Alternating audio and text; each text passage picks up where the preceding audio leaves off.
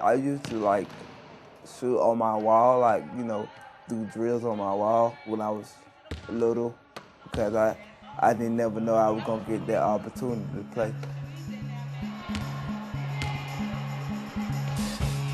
I would never thought I would be a wheelchair basketball player. I just love playing. I mean, like I said, the opportunity came to me to play, and I love doing it. AASP is the American Association of Adapted Sports Programs, and what we do is school-based sports for kids with primarily physical disabilities. It's athletics at its basics. There's referees, there's coaches, there's rules, there's a season. Now, you still got to make it competitive, and it still has to engage the students, and I think that's what AASP has done a phenomenal job of, is making competitive sport for what has traditionally been considered a diverse and dilute population. I was in high school, and there was a kid, he was my best friend, he walked on crutches. And he would always ask me to come and see him play in a wheelchair soccer game. I kept blowing it off saying, no, I'll come and see you, and I never did. Nicole, get ready. And the same team that he played for when I was back in 11th grade, I've been coaching now for 19 years. Middle and the other side. You guys are bunching up on there. All right, let's get some points, okay? All right, you ready? All right. Just knowing that they can compete just like able-bodied kids, that's why I got into it.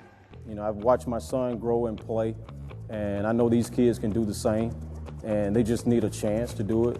So I found the opportunity to give them a chance and coach them to play to their highest abilities, and they're doing it.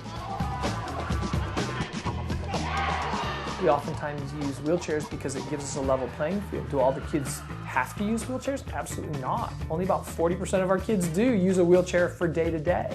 They can't go run full speed down a football field, but when we put them in a chair, they can bang it up.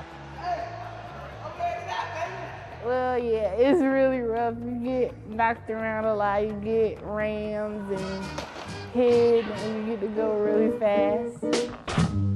It teaches the kids independence. You have to be able to run routes. You have to be able to listen.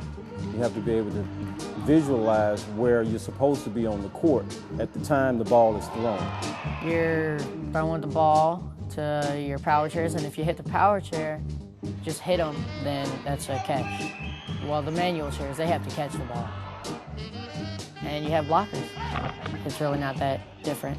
You're having fun. I mean, that's the whole point of sports. You're having fun.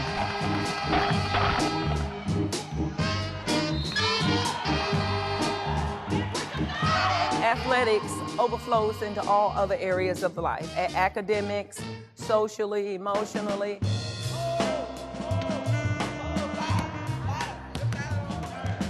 A team can't function really well without one or two good leaders, right? As a coach, I feel it is my responsibility to coach the whole person, developing good character, integrity, honesty, and letting them know that you can be the best you can be. You can do anything that you choose to do in life.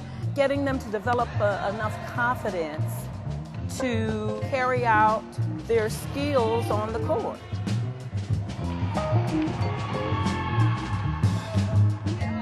If I see a ball, I'm gonna go get it. I'm like a wild animal when I'm on the field.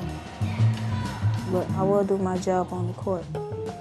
That's a guarantee. I will do my job.